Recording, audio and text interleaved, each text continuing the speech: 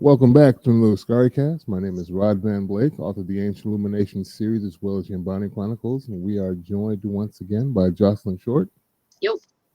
She is a concept artist and illustrator and creator of a comic series named The Bearers that we're waiting to be released. We are also joined by Jordan Purnell Jackson. Hey, everybody. He is another graphic artist, illustrator, and creator. He created Eve of Insurrection, Eve of Reclamation. Growing in the Garden is his most recent kids comic project, as well as illustrating the Ancient Illumination graphic novels and the Yambani Chronicles comics. Today, we are back again discussing episodes 3 and 4 of X-Men 97. So, spoiler alert if you have not watched at least that far. I don't know how you guys feel. I was thinking about kind of doing a catch-up episode, but I think that too much kind of happens in episodes 5 and 6 to kind of Absolutely. glom them all together.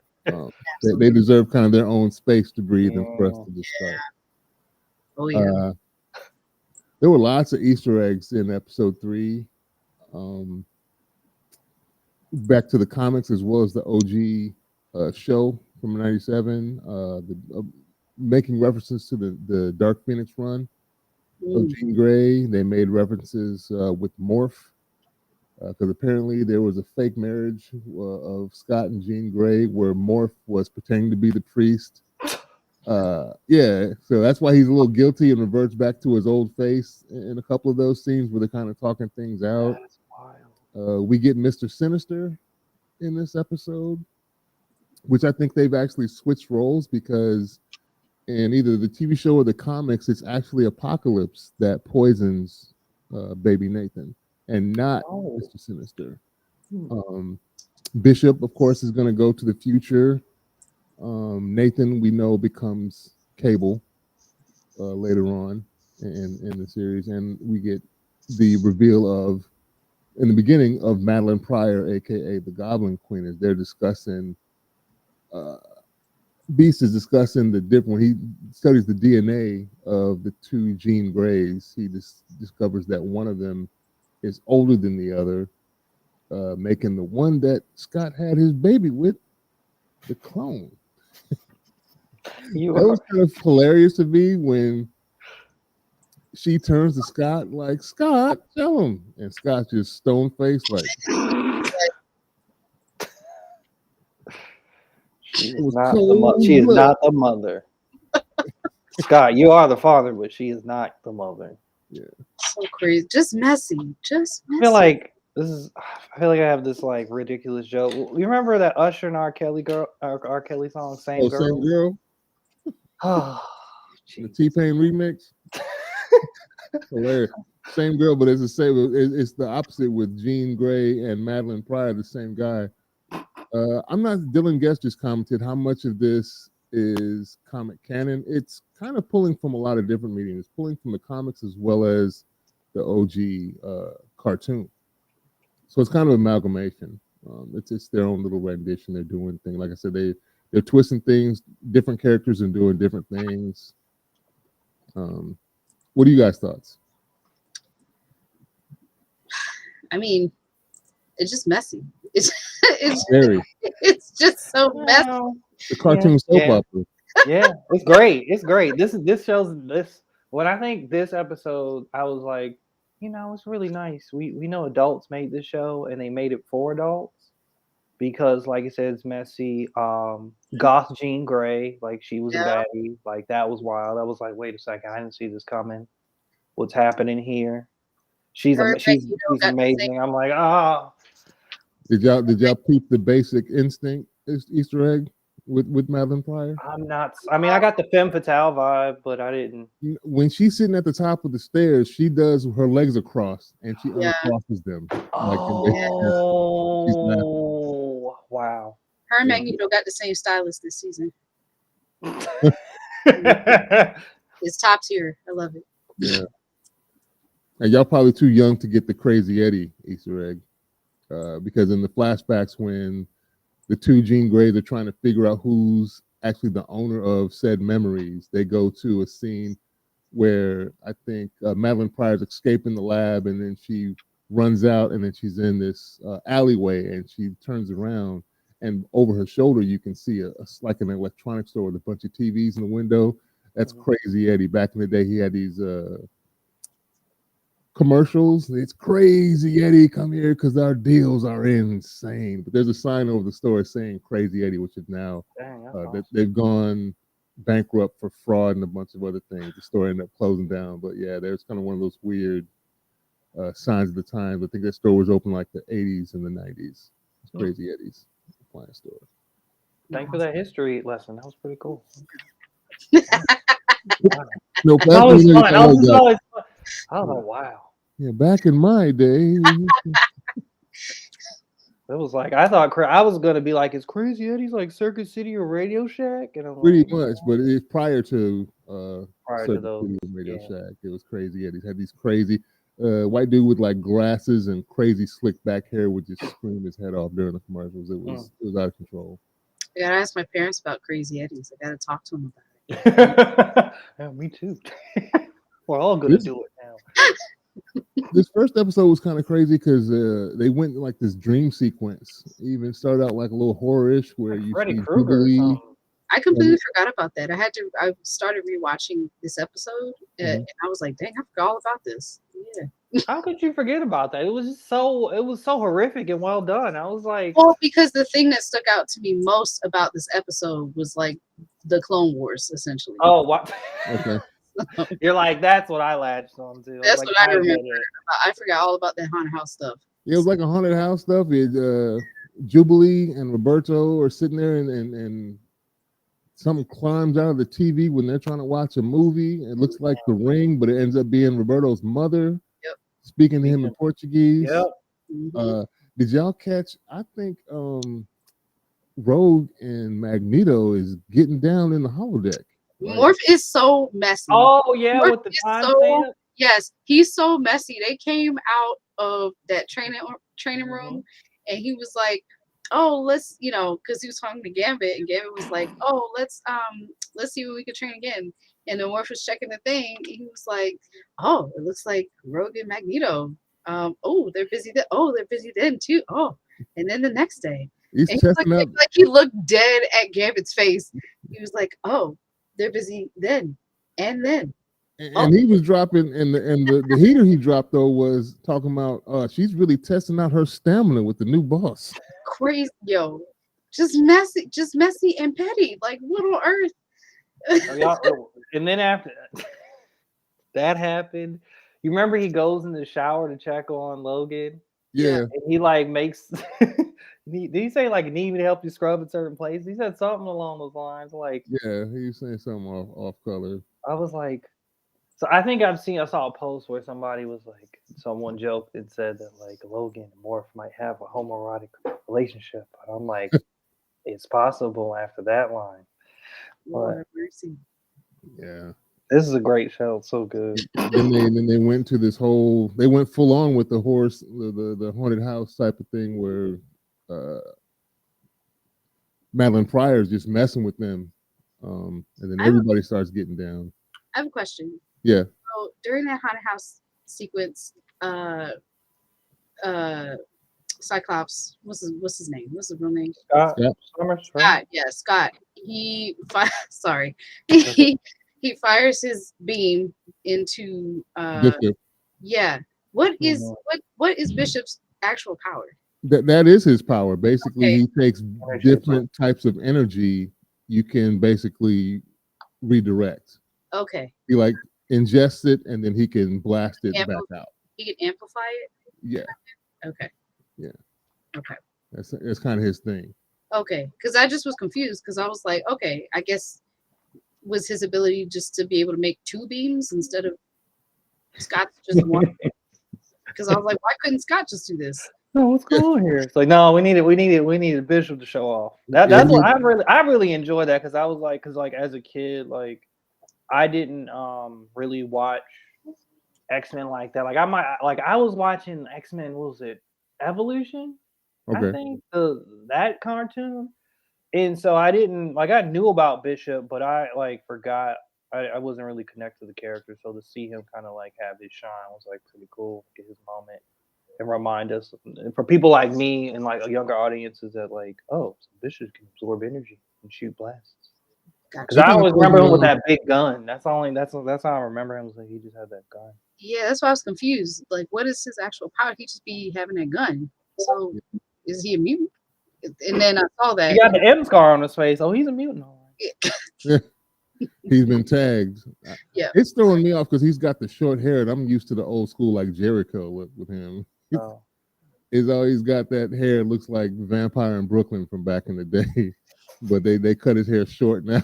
This one, I mean, but it's still cool. But that's what I'm used to seeing. I guess if you're gonna, I feel like if they're gonna keep the 90s aesthetic, they should have kept the hair. Dylan Guest says, "How did they not destroy the house blasting off like that?" I know. Maybe it was a false, because it was all part of illusion from Madeline Pryor, that it wasn't a physical construct. She had him like going down into what looked like hell. Yeah. And demons and whatnot were flying all around, and Bishop's blasting through all of them. They were just basically sleeping the whole time. Yeah. So like a Freddy Krueger. That's what I say. Yeah. I just feel like it's all very dramatic. It's so good though. It's good, but I just that whole scenario to create like the backdrop of hell is just like, bro, this is dramatic. But when Gambit sees Magneto and Rogue hugged up and their skin kind of melds into one another. That was wild. That was wild. Weird. Literally traumatizing. Yeah. Meanwhile, we have Jean Grey, who's basically forgotten who she was and everything, and Logan's trying to basically talk her back. And trying to work his way in there. Yeah, he's, and it's like the love for Logan brought her back. And then instantaneously, it was kind of weird because like instantaneously she knows Scott's in danger and immediately flips the switch and thinks about him. Mm-hmm. Like, I have to go now and I got to help him. They're like, you ain't ready to do nothing right now. You just kind of woke back up. You're not in then she astral projects herself to wherever they are, which it doesn't seem that they're, like I said, I don't know if they're actually in a physical place. Like they didn't go anywhere. Right. She just brought him back up from hell into the room, which was which I just love the animation. I was thinking about that for just it stuck to me how like all of them on different levels in hell, and like as the ground's rising, they all kind of match each other, and then they come back into play back into the bedroom. It's like I was like, okay. Oh, yeah, it was a cool episode. At the end, we see.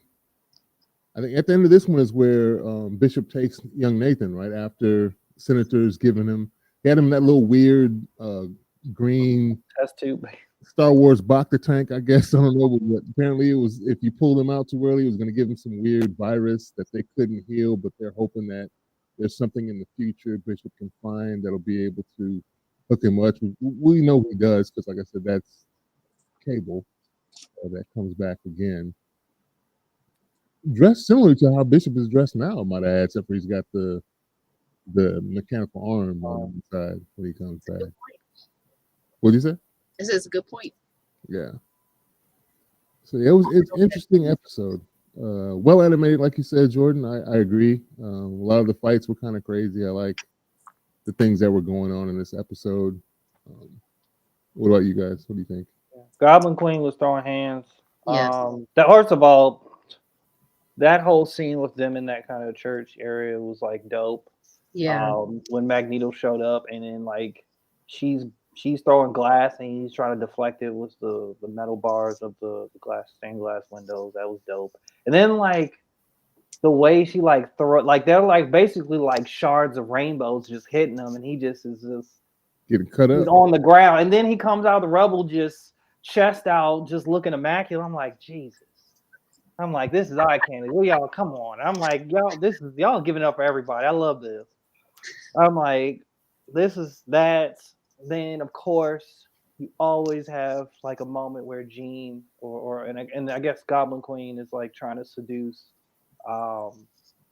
Scott. I thought it was funny how he shot her real quick, and then she's like bleeding, so she like wipes the blood across her lips and then kisses him. I was like, God, Scott's gonna get you, buddy. Get on out of there. Get on out of there. It's gonna trap.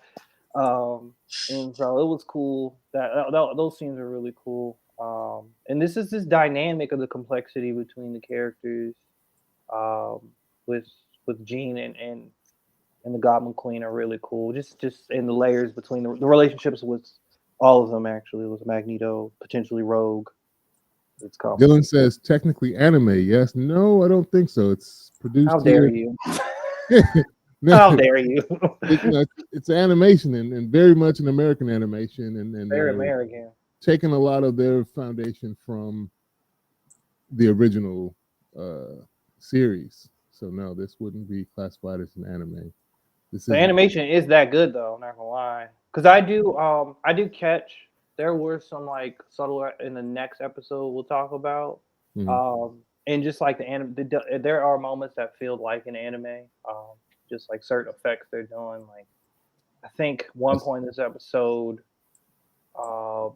when Bishop charges up, they do that thing where like the screen kind of flashes white really quickly, and then like the lines start getting a little gestural, like he's charging up. And I was like, Chris, I thought you were gonna say with Jubilee in the next. That is what I'm. Oh, we're gonna get into that one. That was a lot of anime references in that one. Yeah, couple of them.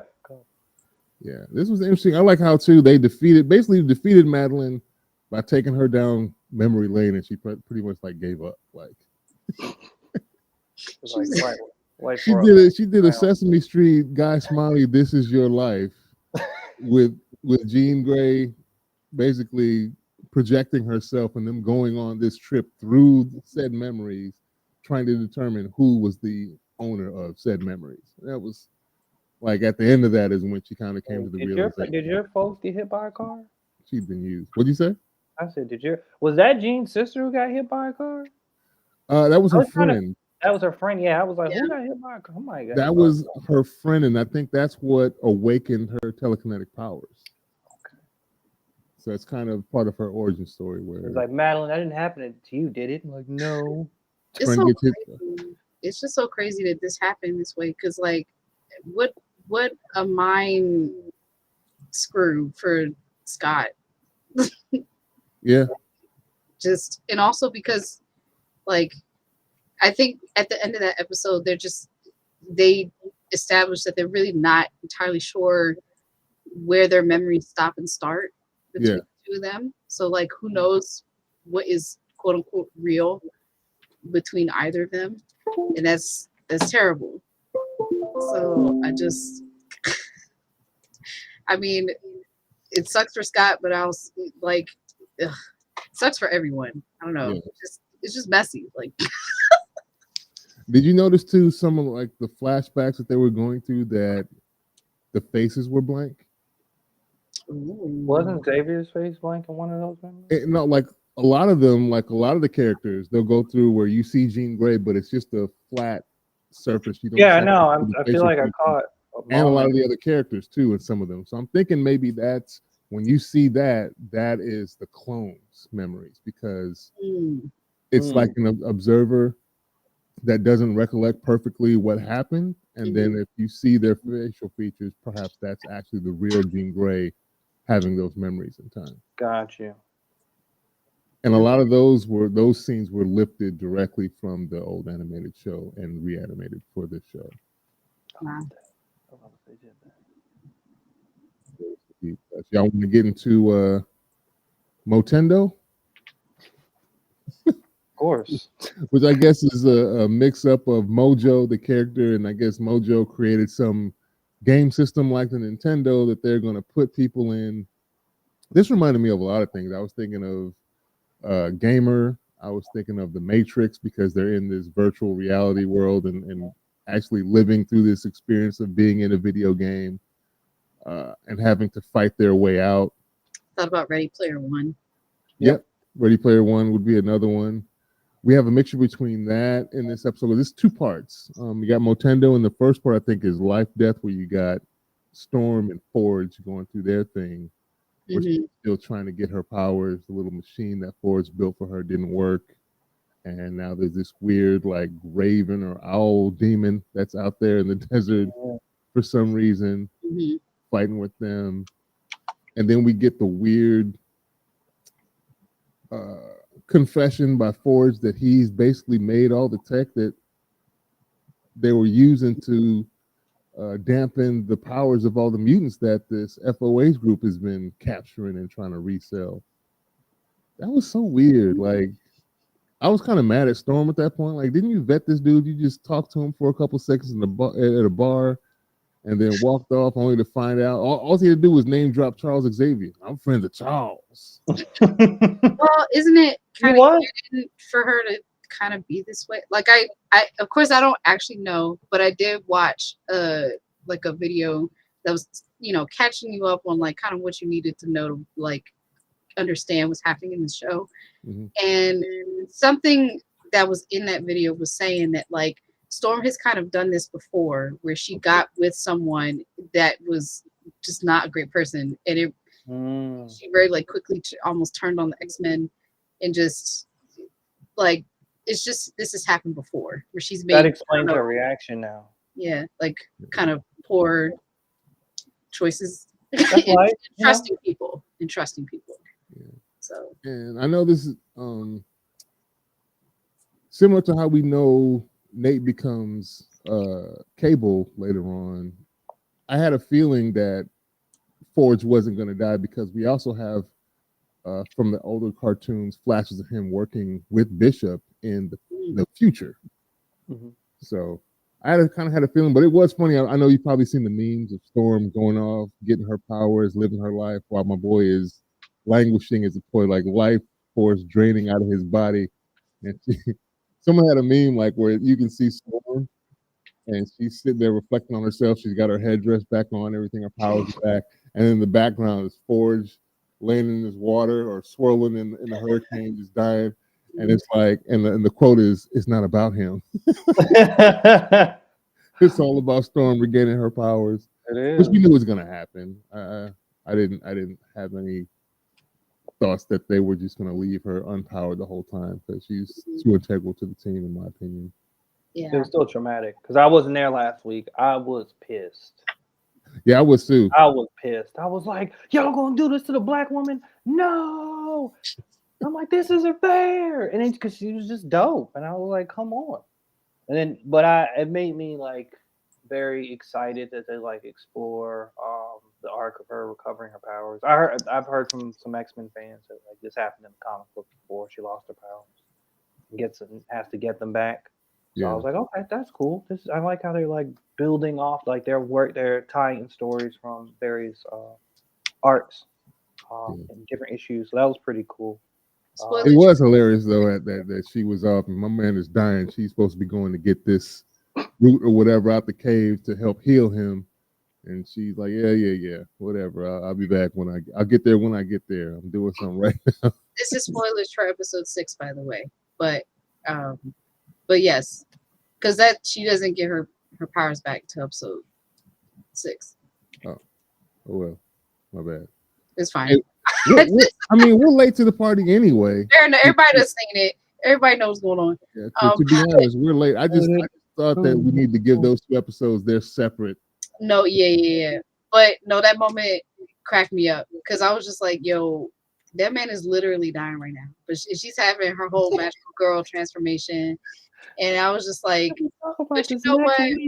I was like, but you know what? People don't die during magical girl transformations. That's the rules. Against the rules? Yeah. No one's dying today. It's gonna be That's the rules. She's having her transformation. You know, she's in the sky and she's with the horses. You know,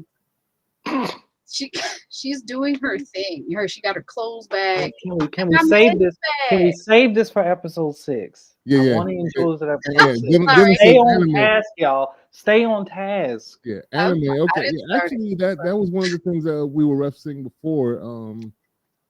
It looks like almost like I think it's from either Boruto, and then there's another reference to Dragon Ball Z. Yeah, it looks like they're like joining each other with the two different Jubilees, the old Jubilee and the new Jubilee, or they're basically the variant Jubilee that's been created to be testing for the video game that they're in the Motendo with.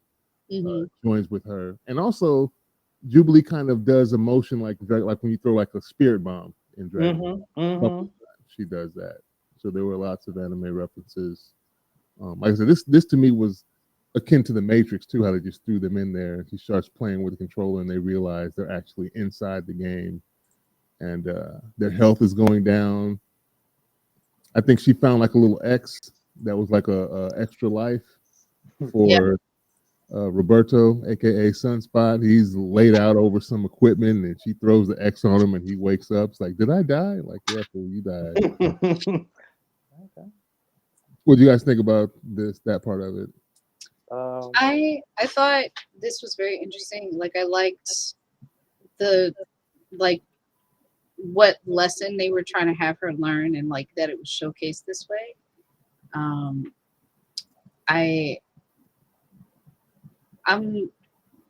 still interested in what they're gonna do with this Roberto character, just because I feel like we don't got that many more episodes to go. But they be packing a lot of information in these very short episodes, so something's gonna happen. And I think he's super powerful, so I think he's gonna like come into play pretty heavy, like in the later episodes for sure. You guys think of Mojo? They seem to be like rebranding. Is that Mojo's the big guy or the big green guy with the? I don't know if it's a guy. The big big something creature that created the video game. Yeah. But apparently, what they were doing previously failed, so this was like a rebranding and a new way to try and.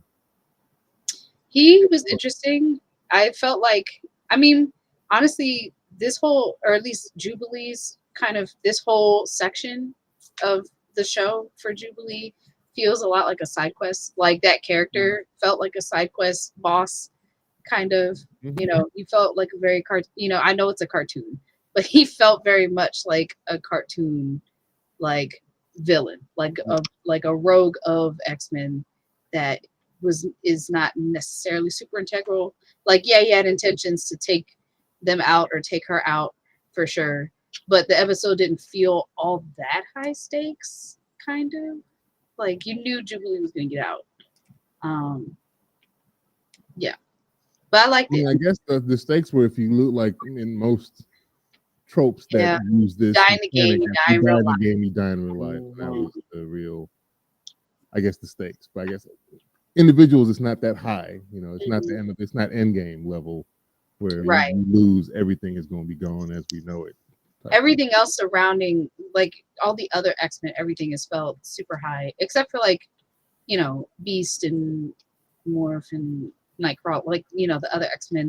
There's not really storylines focusing so much on them, you know, but they're making one for Jubilee, but it didn't feel as like dire as everyone else's. Yeah, I actually really appreciated that because like this was the day that she turned 18. And so like it's like reminding me of this whole idea of like how just growing up and like maintaining your youth and like childhood. And it's cool that like they're mutants and they like save people's lives, so they're already kind of being adult. They're doing adult things like saving people's lives. But it's really cool that like her birthday gets to be kind of like it's felt like a Saturday morning cartoon. So, like, it's like her like going on this adventure. And then, but I like that because it's very lighthearted, and then it helps balance out against. It's a nice contrast to the real world, like the consequences of like the journey that we're seeing with Storm and her trying to get her powers back and meeting Forge. That's a good point. I really like how they kind of mirrored, how they kind of put juxtapose these two storylines together. So that was really cool. Yeah, hers definitely doesn't feel like a soap opera like everyone else's storylines do, which that's good. I kind of you make a good point. I don't know that I'd want hers to feel like super heavy, you know, when everyone else's is like crazy heavy. And episode 3 was messy. It is kind of heavy, but perhaps that's what you were saying. It's kind of a coming of age thing. Although I think at this point Jubilee's already been through a bunch of stuff already that was near life and death situations. Yeah, I'm not arguing that she hasn't, but she's still 18 and she's still. I'm just saying this is kind of a demarcation. It's your 18th birthday, and now you got to deal with this realness now that you're technically. Oh yeah. Oh, just. Even though we're playing a game, if you die, you actually die. So you might. We're being honest. I felt so bad for her too. I was like, you got to fight on your birthday, like. Oh man. You can't even eat your cake. You can't even like be with your boyfriend normal on your birthday. Like, oh man. I like how Magneto was like, "Nah, we're not doing no birthday nothing." He was like stone We cold. training, getting. Yeah, He don't even know what those are anymore. He's so old. He said, "Well, I don't who's still doing those? Not us." Okay. I mean, he too busy trying to fight the system. He don't got time for birthdays. He's too busy. Like, we're going to bag war. Rogue. That's what he's doing. That's what Oh, he's he's in the training right. room getting like, it what you in. doing? You training? You really all training? right. He trying to get Rogue with Rogue. Okay. That's what It's he's been a trying to do. long time. You know, He's trying to go down to the bayou. That's what he's trying to do. Okay. Order That's of business. Rogue, I need you to get in the training room real quick. Don't y'all come in there for a couple hours. We're going to work out some strategy. It'll be all right. He said, "You want to see about a birthday? Nah. I'm going to see about this birthday." Yeah. In my birthday suit. Gambit, go make some beignets. We'll be right back. Yo, and they did him dirty with that coffee. Like that Oh. whole dynamic with like him trying to like Gambit Crazy. trying to just be, supportive and cute for Rogue. And then, he was like, already took care. What did Magneto do? He like already gave her sugar for a coffee or whatever. And Yeah, then, basically he had the Starbucks order already. Wasn't he like levitating it because all the spoons? Yeah, Yeah, he brought their coffees over and everything. He knew, he Yeah. knew what she liked already. And Maggie was I like, was "No." like, Gambit told him to get a cappuccino. I was like, yeah. My boy was like 2 sugars, lightly stirred, dab of cream, no froth. Don't worry about it. I got it already. You can go ahead and make something else. I got the You coffee. get on my nerves, Maggie. I don't like you. It's crazy. And who's gonna stop him? Because like he's the only one who's got these like magnetic powers. Nobody. Apparently, he's the new leader. He's To running me, things. Leader too. Like it's crazy. It just that's what I'm saying. We're gonna talk about episode 5 next week. I know, but I just I'm not gonna get into it. Yeah, it's wild stuff from this show so far. And I was behind. I only watched the other 2 episodes mainly because I saw everybody freaking out online. I was gonna wait until I gotta see what's going on. Yeah, because you're like, why are y'all so upset? What's going on? I was like, oh. I was all crying and stuff. Everybody was crying. I wasn't doing all that, but I get it. I get it. I was. Like I was. Emotions were high. It was real. Dylan says Magneto is still a fish out of water for me. He walks and proclaims daddy status. He did. I mean, he do got it. He came in with his spandex suit. All right. He came out with locks flowing. His hair was really long. It made no sense. I was like, why is this man so majestic? He's giving Fabio, right? He looked good. Like just long, majestic hair, strong looking, Just like Andrea's brother said last week, 80 is the new 40. You know what I'm saying? So 80s. He looked good. He came in and he's like, "Oh my God, Rose, listen, we finna do it. That's it. That's the one. We finna get busy. Let's get busy." Yeah, the repeated 2-hour intervals is crazy though. That's straight wild. It's like, and Morph was instigating because he was just going through the schedule over and over again. Here they are again. Morph said, "He said, that's your girl? That's really your girl?" So, yeah. I don't think he is. He said, "You sure?" I don't know. I don't know about it. Yeah. Magneto pulled the Tyrone. I'm Tyrone. Y'all know the rest. Yeah. Still girl. Oh boy. Yes. So we said 10 episodes, right? Is what it's supposed to be for this show? I think so. Okay. So 5 and 6 are already out, so we got 4 more after that. So next week, when I get back, we will talk episodes 5 and 6, which are really heavy episodes. We get the conclusion we've already alluded to with Storm, but then we get something else that happens in episode 5 that is super crazy. Appreciate you guys taking the time out of your day to discuss these things with me. Appreciate the 10 of you that caught the live. Dylan, appreciate you chatting with us. And we will talk to you all next week. Peace. See ya. Peace.